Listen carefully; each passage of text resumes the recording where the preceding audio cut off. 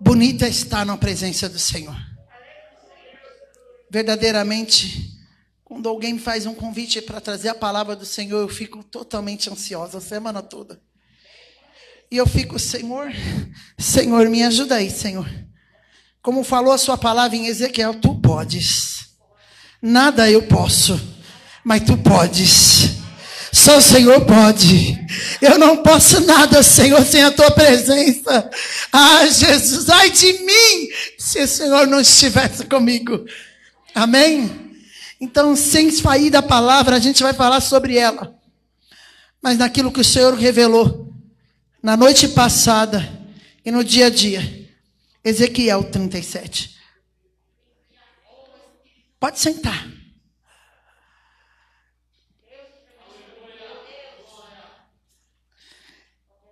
A gente vai falar de Ezequiel, mas a gente vai fazer uma pauta para chegar até ele.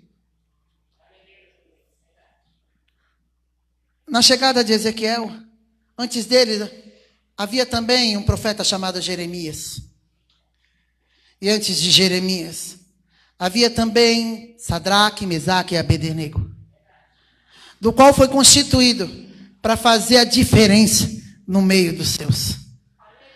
Mas na jornada, com o tempo, o Senhor foi preparando dia a dia e após dia.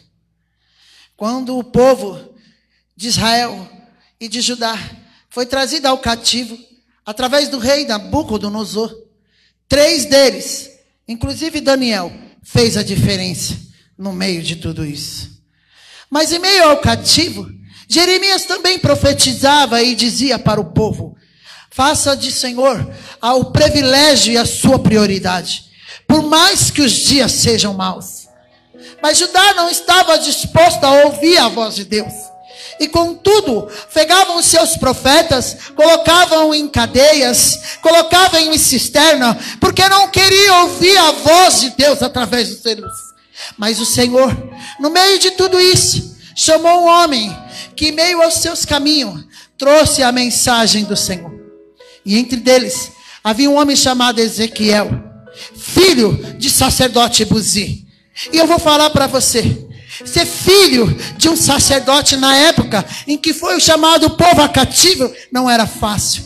Nós sabemos também que quando Buzi foi chegado a ser um homem a cativo de tudo isso, quando foi roubado os tributos do Senhor, no templo e na casa do Senhor, o seu pai, o profeta Buzi, no caso era um sacerdote, também trabalhava para o Senhor. E contudo, Ezequiel assistia o castigo que vinha sobre eles.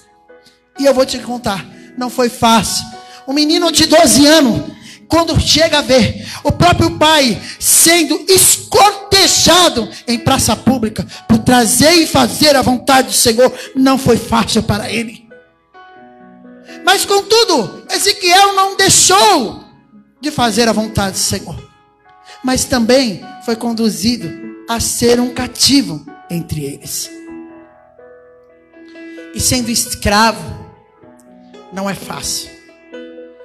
Mas em meio a tantos dias e a tantos anos foram se passando, e o povo perecia, porque é difícil viver num mundo como esse. Eu faço uma comparação. Nós cristãos, nós somos perseguidos. Ainda mais nos tempos de hoje. Se você falar que é crente dentro de casa, a gente vai ser criticado, humilhado. Como diz a palavra, profeta de casa não tem honra. Mas também quando você fala que serve a Deus numa escola, num colégio, num trabalho, você é zombado e zoado o tempo todo. Porque o povo dos dias de hoje não faz diferença do tempo de Judá.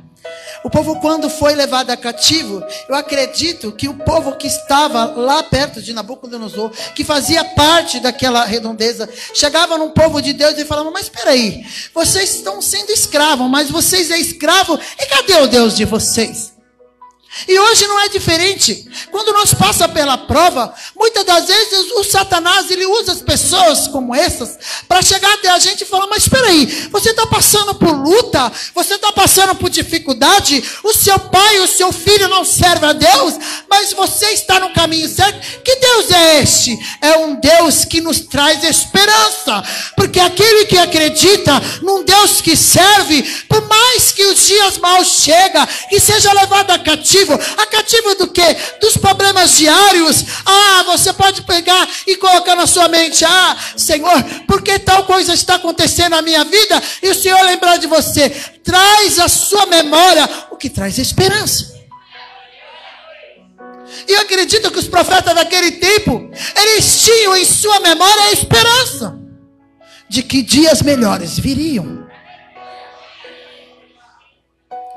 Então, em meio a tudo isso, o Senhor vai e fala com seus profetas através de visões, sonhos e orações. São provados, porque quando eles não quiseram adorar uma estátua, eles foram lançados em fogo. E como foi falado aqui hoje, em meio à adoração, eles dançaram no fogo ardente. Eles foram provados e aprovados. Porque a diferença do crente é ser provado.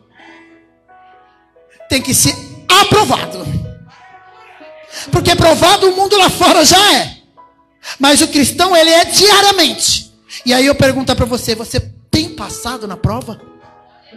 O Senhor tem te observado que você tem sido brecha no meio de tudo isso?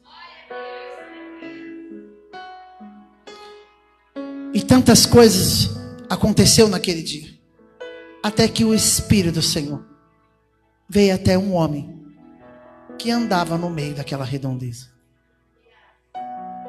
E aqui eu começo a passagem. E veio sobre mim a mão do Senhor e me levou pelo Espírito do Senhor e me deixou no meio de um vale que estava cheio de ossos, e me fez andar ao redor deles, e eram muito numerosos na superfície do vale, e estavam sequíssimos. Então me perguntou: filho do homem, acaso poderão reviver esses ossos? Respondi: Senhor, tu sabes.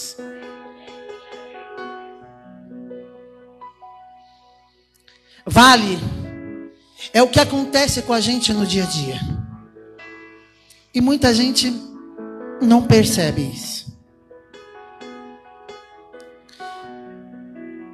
Viver com um tempo no vale significa aprendizado, autoconhecimento, autoentendimento. E na realidade é a forma que a vida nos oferece para sermos normais e frutíferos.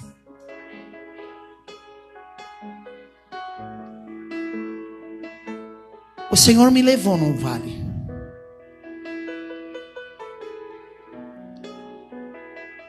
E eu não fazia diferença de Ezequiel.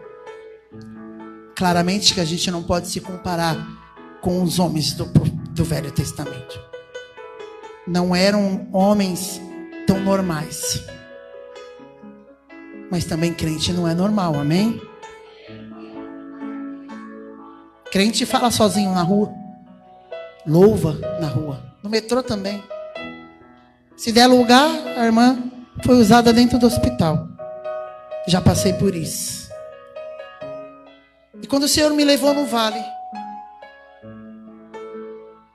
eu cheguei a pisar num lugar que eu olhei e o Senhor falou para mim: Priscila,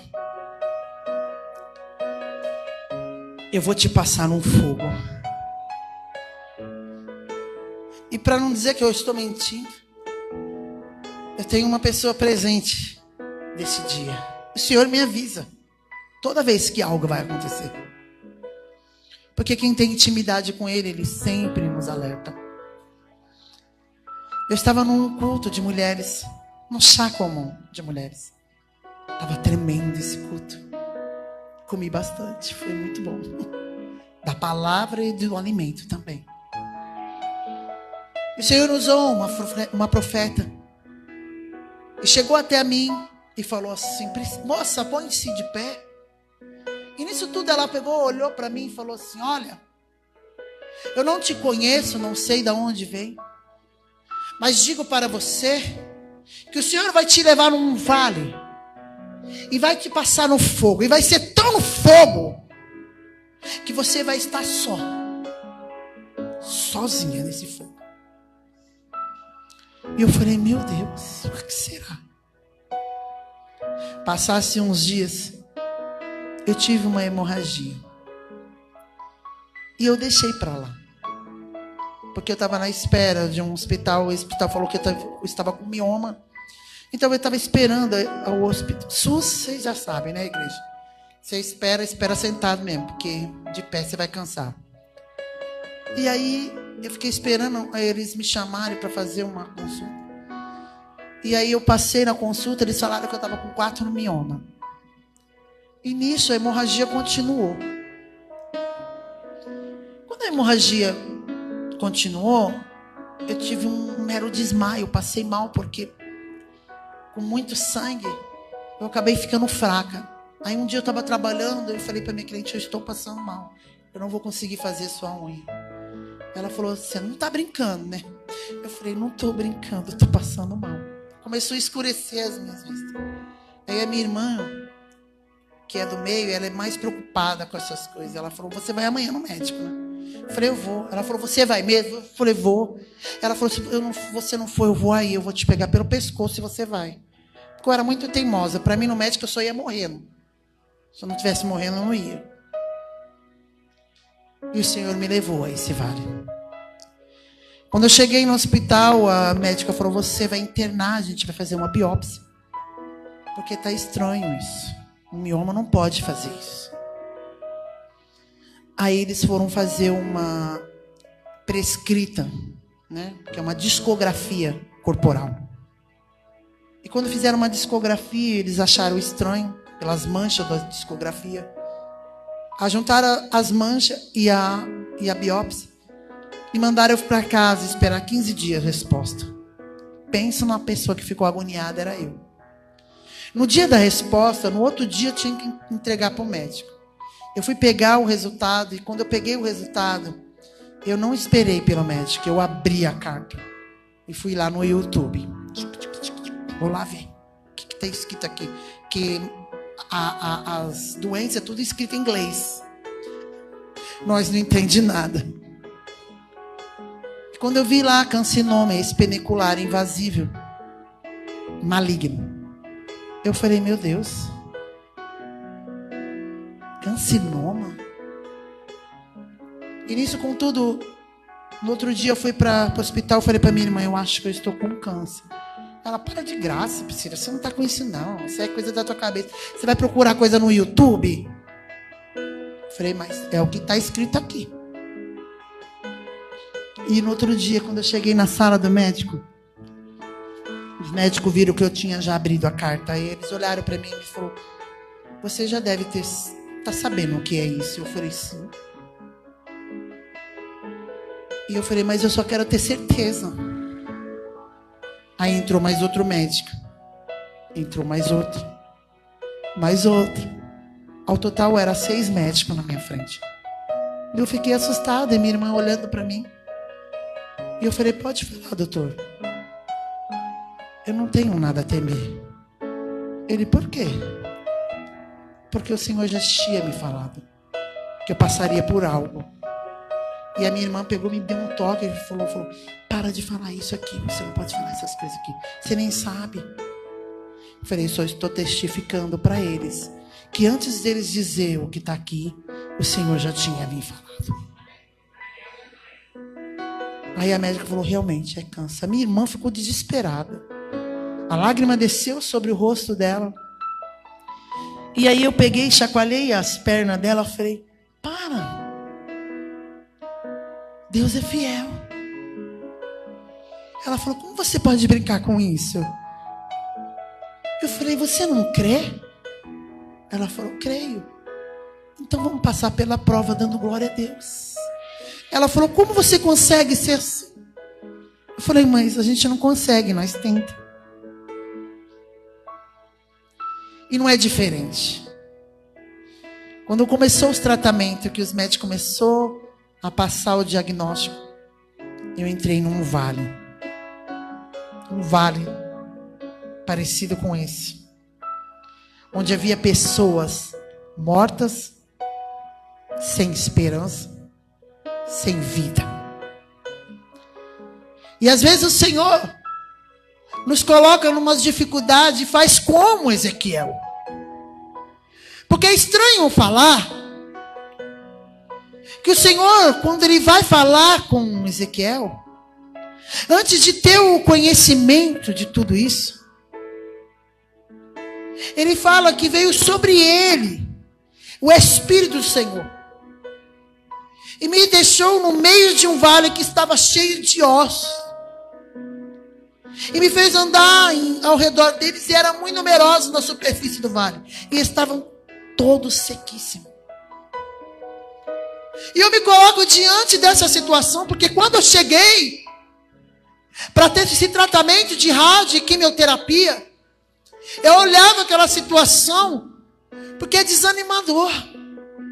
Você chegar num lugar e você saber que você crê num Deus, que Ele é fiel e pode mudar a sua situação. Mas contudo, você chegar nesse lugar e olhar e falar, mas Senhor, onde o Senhor está? Por que eu estou passando por isso? Não sou diferente, nós somos seres humanos. E ser humano, ele age assim. Quando eu me vi naquela situação que eu olhava, cada vez que eu chegava naquele lugar, eu olhava para aquelas pessoas, eu não tinha certeza, irmã.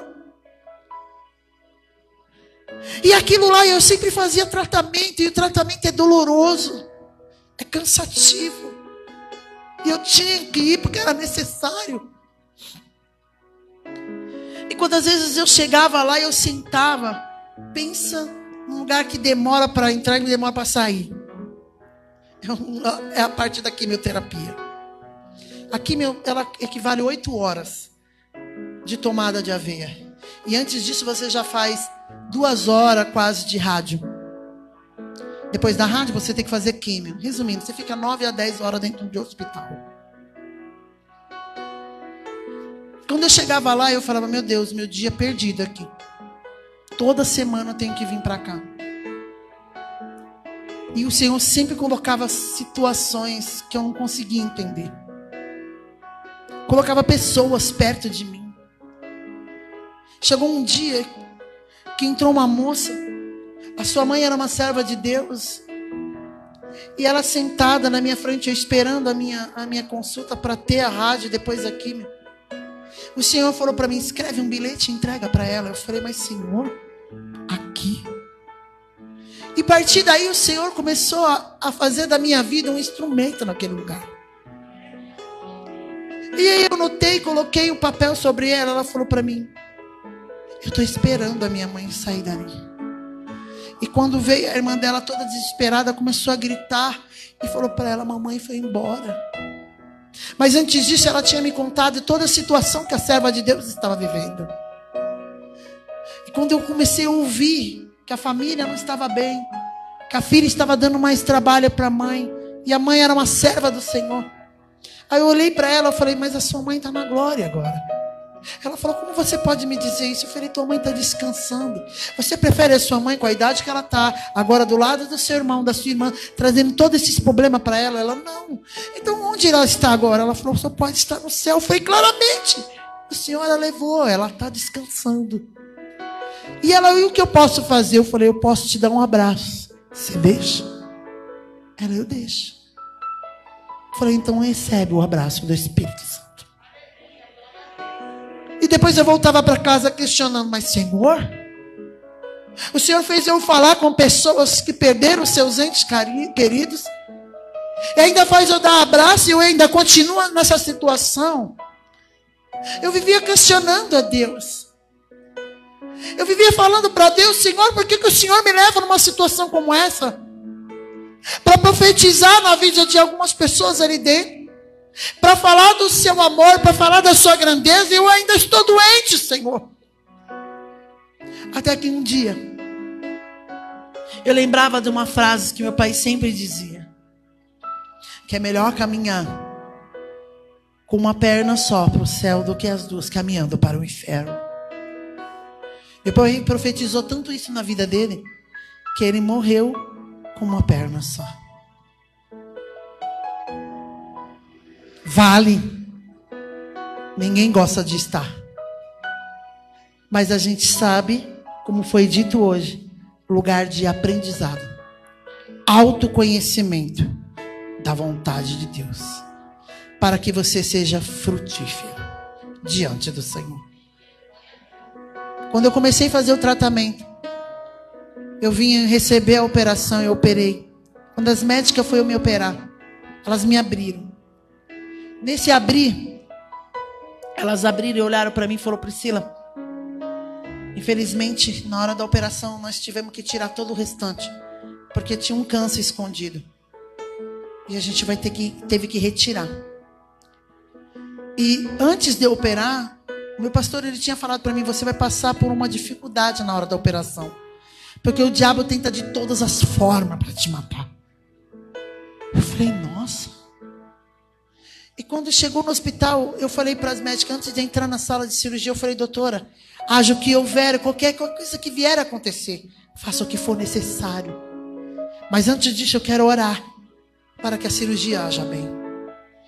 E aí o anestesista falou assim: eu preciso te anestesiar. Eu falei: espera aí, meu querido, que agora eu preciso falar com o papai.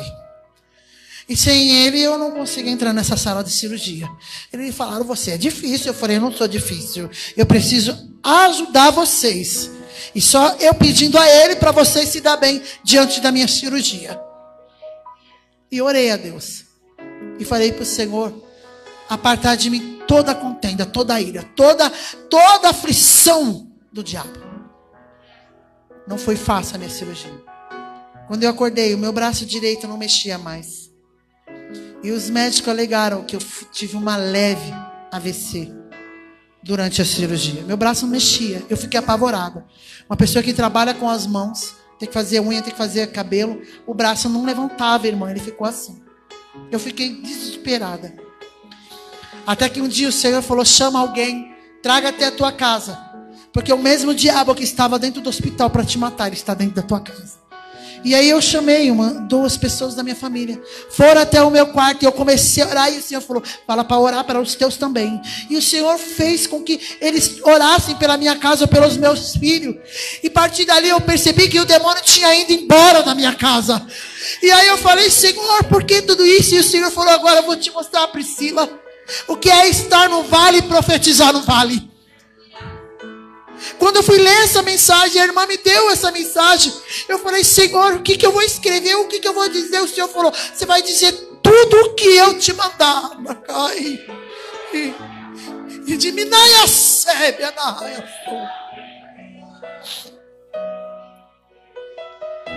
Ezequiel vivia isso, porque o povo estava desanimado. Então Deus o levou a um lugar onde havia morte. O povo de Israel e de Judá, ele se sentia destruído, sem esperança, sem vida. Assim são os ossos secos em um cemitério. E o lugar de vale é morte para muitos. Irmã Priscila, você está cogitando com a palavra não? Se você viver uma situação que para os olhos comuns você vai ver que não tem esperança, é morte. Quando você vai tentar fazer um concurso, tentar passar numa prova, você vai olhar na frente e vai ver pessoas mais capacitadas que você. Automaticamente o medo te coloca a morte. Eu não consigo ir, porque na frente de mim tem pessoas mais capacitadas do que eu. Isso gera em você o quê? Mais esperança, morte. Porque você tem convicção de que você não vai conseguir. E o medo nos causa isso. E medo se trouxe na vida de Ezequiel. Se põe no lugar dele. O pai dele tinha levado a cativo e foi cortejado na frente dele aos 12 anos. E depois de anos depois, o Senhor vai ter com ele. Porque no início da palavra, o Senhor fala com Ezequiel: põe-te de pé, Nacai. Volta lá no início.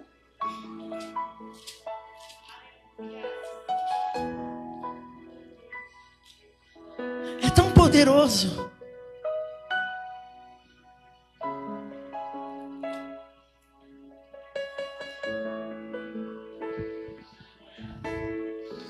A minha mão não ajuda. Ezequiel 2. Então a voz me disse: filho do homem, põe-te de pé e eu falarei contigo. Entrou em mim um espírito quando estava falando comigo e me pôs de pé, e eu ouvi o que ele me falava. Ezequiel já estava de pé. Nós sabemos disso. Mas quando o Senhor vai ter com ele, ele mesmo declara para Ezequiel: ah, homem, põe-te de pé que eu preciso falar contigo. Deus não quer falar com você prostrado, Deus precisa falar com você de pé. Crente prostrado não tem convicção de quem ele é. Porque crente prostrado, ele perde a esperança, ele perde a convicção de quem é Deus na nossa vida. E eu, quando passei no vale, eu me senti assim. Eu não conseguia ficar de pé, irmã. Porque eu olhava aquela situação e o médico falava: ai, voltou mais outro câncer, voltou, apareceu depois da cirurgia, me deu metástase. E eu falei: meu Deus, eu perdi a esperança, Senhor, por que está acontecendo isso comigo? Aí então o Senhor começou a me fazer observar aquelas pessoas que estavam no hospital. Priscila, eu já fui na sua vida. Eu já curei um filho seu, eu já libertei alguns da tua casa, através da tua ligação comigo. Porque te desespera, mulher. E aí eu começava a pregar para um, e meio a quimioterapia eu pegava para outra. Às vezes a minha irmã Débora, ela sentava do meu lado, ela até cansava, irmã. Porque ela calava e ela falava para mim, ela é muda, ela não fala, irmã. A minha irmã é uma pessoa tímida. Para ela falar, só conhecendo mesmo. Um dia eu cheguei daqui, eu fui falar com uma moça, ela estava tão triste. Eu falei: calma, vai passar. E eu era tão eufórica dentro do hospital, porque eu levo bolacha toda semana para lá, porque o pessoal lá que acompanha o acompanhante não pode comer. O governo só dá para quem está fazendo. Então via gente de praia, de longe, e eu ficava vendo aquela pessoa lá 9 horas, 10 horas lá do lado da pessoa e não comer. Então eu falei para as moças lá: já que eu não posso ser ajudante aqui por causa do tratamento, então eu vou ser boca, eu vou pedir. E aí eu comecei a pedir, comecei a levar. Eu levo no hospital direto isso. Aí eu cheguei lá e falei: meu Deus, o que vai ser desse povo? Aí um dia minha irmã estava sentada do meu lado. Deus me trouxe uma notícia, o hospital me trouxe uma notícia muito ruim após a cirurgia. Eles falaram que ia começar a quimio de volta porque eu estava com metástase. Aí a minha irmã falou: você está bem? Estou bem. Pegamos o metrô. Quando chegou no metrô, eu cheguei eu estava no metrô tão arrasada, irmão. Parecia que eu tinha caído um balde de água fria. Eu falei: Senhor, eu operada. Agora o Senhor vai me dizer que eu estou com metástase. E nessa metástase, no meio do vagão, entra um rapaz de violão. E ele começou a louvar. Quando ele começou a louvar, o Senhor começou a falar comigo através daquele louvor. E eu comecei a chorar, eu dei lugar. E quando eu estava olhando dentro do vagão, eu já estava em mistério, porque ninguém entendia nada.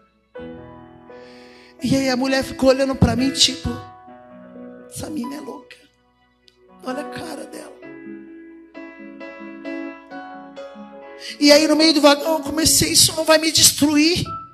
Isso não vai me roubar diante do Senhor. Eu cheguei em casa desesperado e falei, Senhor, eis-me aqui.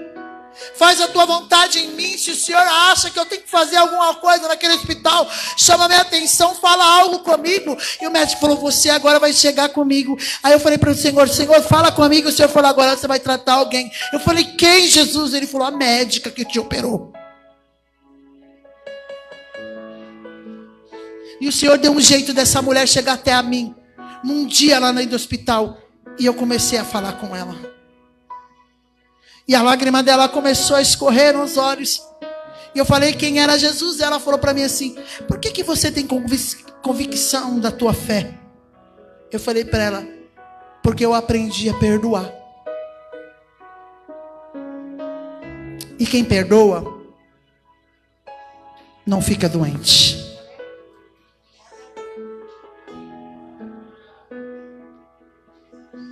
Vem aqui.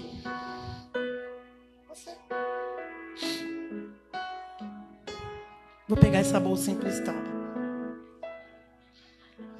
Segura aqui, moça. Segura essa alça. Só, segura uma alça. Só uma alça. Só uma. Isso. Fica desse lado. Não é um jeitinho. Eu vou te mostrar o que é perdão. Nós vamos andando, tá?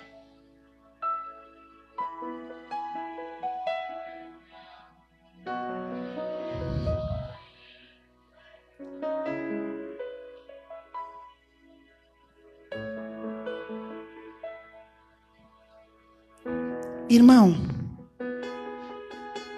a gente está fazendo uma obra tão bonita.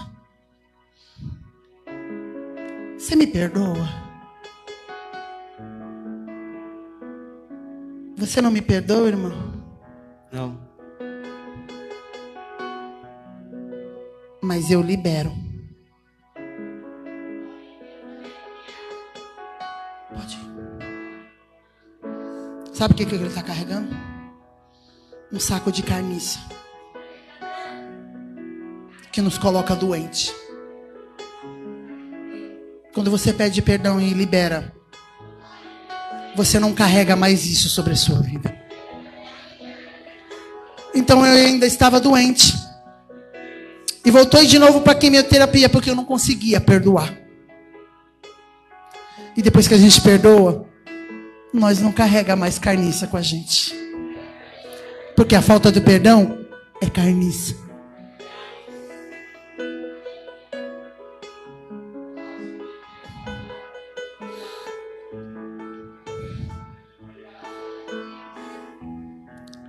Não te faz demorar passar no vale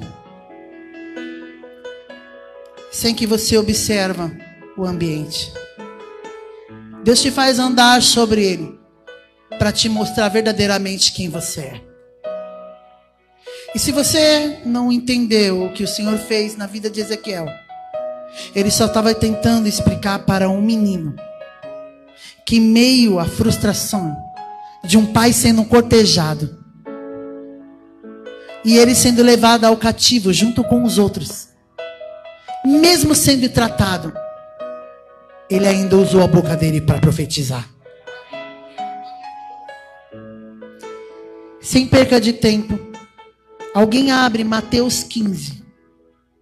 Outro abre Hebreus capítulo 4. Outro irmão abre Provérbios 18.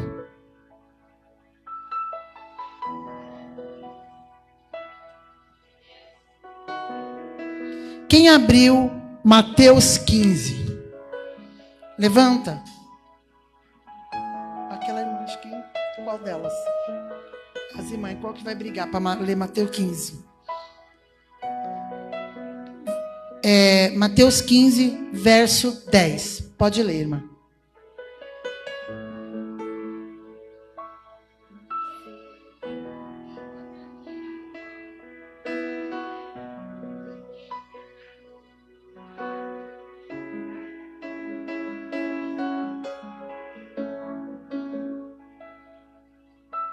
Está entendendo, igreja? E o que você tem feito com a sua boca? Você tem se contaminado ou você tem profetizado? Porque o que contamina é o que sai da tua boca. O que é que tem saído da tua boca? Bênção ou maldição? Porque olhar a situação e ver a situação do jeito que ela é, mas você continuar amaldiçoando. Eu tinha um péssimo hábito, eu vou explicar para você. As pessoas tinham uma mania de ficar na minha família. Ah, mas vai citar. Eu tenho uma família abençoada. Nasceu assim, ela é assim, Gabriela. E eu ficava, não nasceu assim. Não é assim. Dá para mudar isso daí. Nós não podemos deixar negredir a nossa imagem, e principalmente os nossos também. Porque quando a pessoa usa a boca para profetizar contra a nossa vida, nós temos que repreender. Nós também temos que usar a nossa boca e falar, sai daqui, Satanás. Na minha vida não, na minha casa não. Na minha casa tem que mudar.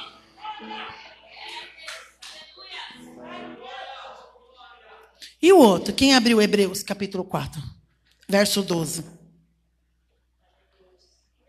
Porque a palavra de Deus é viva e eficaz, e mais penetrante que qualquer espada de dois gumes, penetra a divisão da alma, do espírito, das dúvidas e venturas, e é apta a discernir os pensamentos e intenções. Nossa! Se a palavra de Deus não te transformar, meu querido, não vem para a igreja não, fica em casa. Porque é em vão. Porque ele mesmo disse, do que adianta você ganhar o mundo inteiro e a tua vida se perder. Porque se ela é espada de dois gumes, o que você está fazendo com ela? Ela não está sendo penetrante ao teu espírito? Quem abriu o Provérbio 18? Verso 21.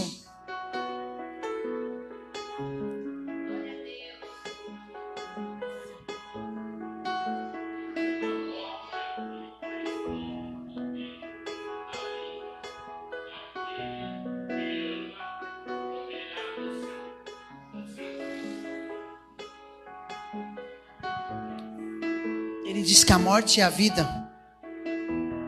Repete, irmão.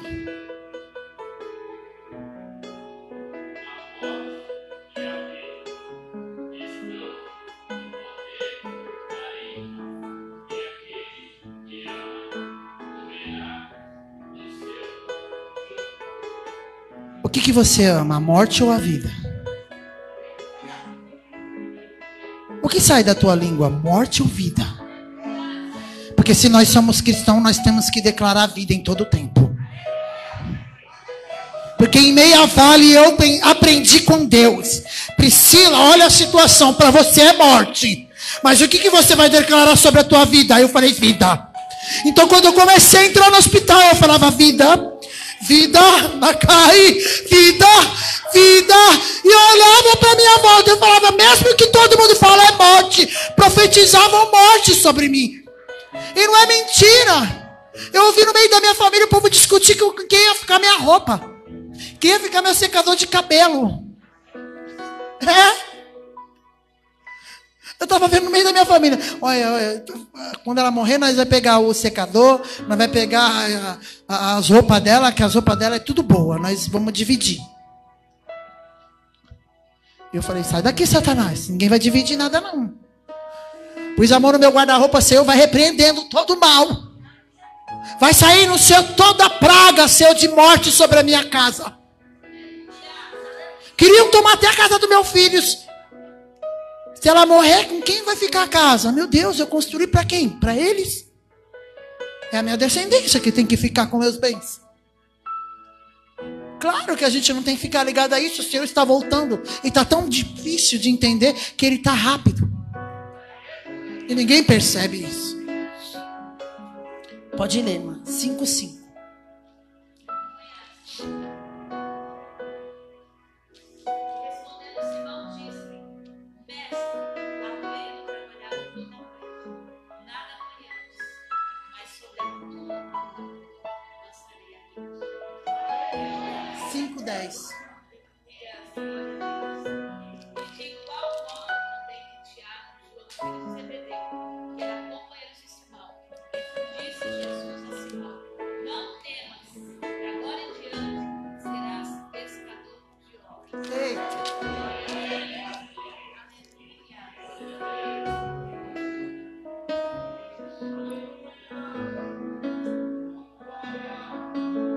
Eu vou pincelar bem rápido para você entender. Eu andei com Jesus no primeiro amor. E o primeiro amor é tão lindo quando a gente começa a seguir o Evangelho. A gente quer fazer tudo para Jesus. Nós temos pressa em chegar primeiro no culto. Nós temos pressa em limpar primeiro a igreja. Nós temos pressa a fazer uma festividade. Nós quer arrumar. Nós quer estar junto. Nós quer subir no monte. Nós quer louvar junto. Nós quer fazer festa. Ir pro churrasco junto. Comer pizza com os irmãos junto. Depois do culto não tem tempo para ir embora. Nós quer orar depois do culto. Dobrar o joelho e falar: Senhor, obrigado por esse culto. O primeiro amor é lindo. Mas eu olhei para o homem e me frustrei. E me frustrando, eu pequei diante de Deus. Porque o diabo encontrou em mim uma brecha que dava a abertura para me esvaziar e me esfriar diante do Senhor. E eu pequei e machuquei o coração do meu Deus. E com tudo isso veio a consequência. A consequência está aqui. Um câncer que veio sobre a minha vida. Porque quem peca diante do Senhor tem consequência. A Bíblia fala que é melhor não conhecer da palavra, porque você conhecendo ficará triste, porque Ele vai te revelar quem você é. E Ele revelou a mim: Priscila, você é maravilhosa, mas você tem um defeito aqui, aqui e aqui. Você precisa consertar isso. E eu preciso te levar no vale para você aprender. E Ele me fez aprender com mínimo detalhes. E quando eu entendi,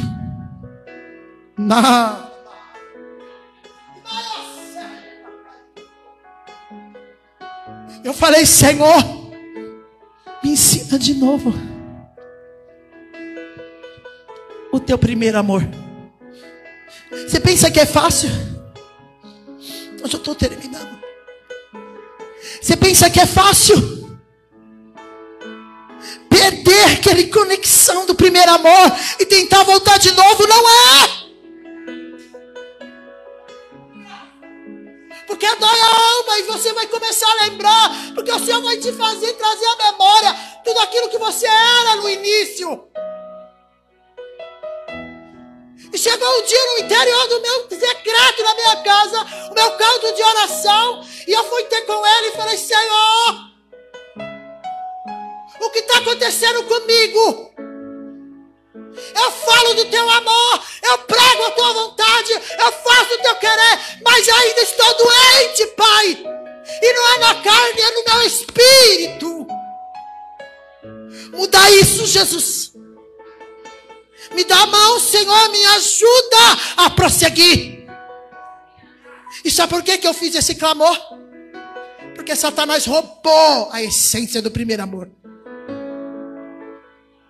E quando ele me pôs no vale, ele me fez lembrar de quem realmente eu sou. E vale não é para qualquer um. Quer aprender com Cristo? O amor de muitos se esfriaria no final. Eu não quero que o meu seja roubado, porque nós estamos chegando ao fim. E Ele está voltando, e eu quero que o meu ouvido esteja sensível para ouvir a trombeta tocar.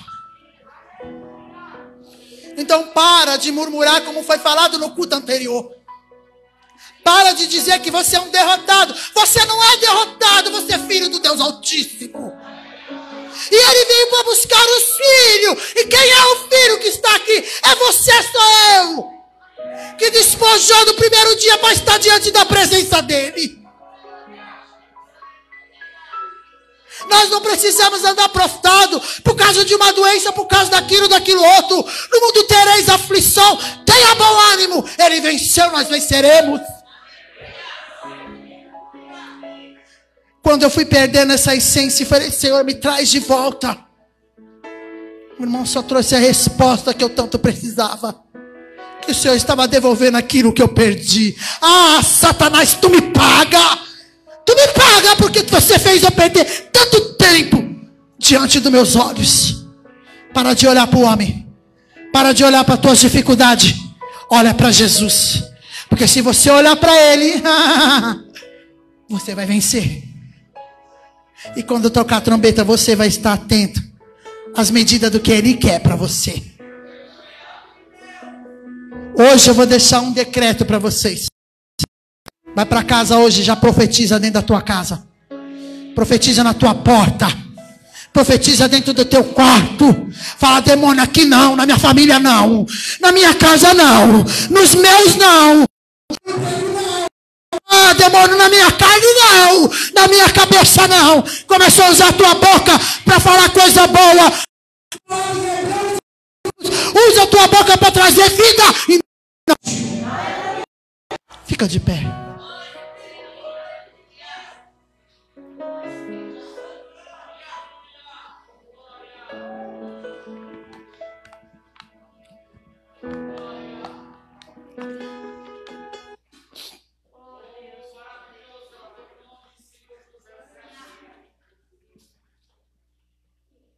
Eu não sei se tem alguém aqui que está triste e que perdeu as forças diante do Senhor e que tem pedido ajuda e mesmo em meia fraqueza não tem encontrado tanta força para estar diante dele.